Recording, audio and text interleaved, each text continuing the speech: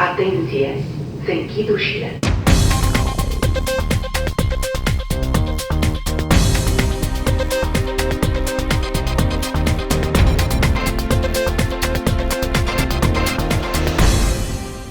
Titan este una dintre cele mai impresionante stații de metrou bucureștene. Inaugurată în 1981, odată cu extinderea primei linii de la Timpuri Noi la Republica, a luat naștere în urma unui proces de construcție avangardist pentru perioada respectivă, înghețarea solului.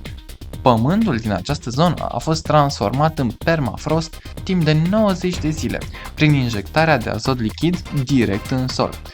Așa a putut fi inaugurată cea mai înaltă stație de metrou și una din puținele fără stâlpi de rezistență.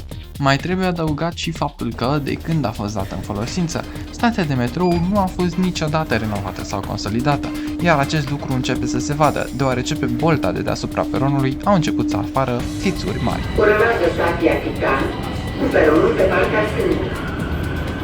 Aceasta deservește magistrala 1, Dristor 2 Republica, fiind situată la intersecția bulevardului Nicolae Grigorescu cu strada Liviu Rebreanu. Este înconjurată de parcul Iore, așa că atunci când ești la suprafață ești întâmpinat de astfel de peisaje.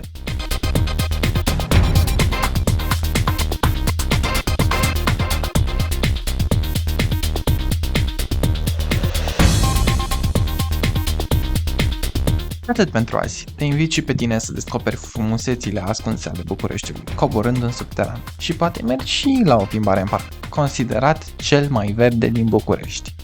Atenție! Se închid ușile.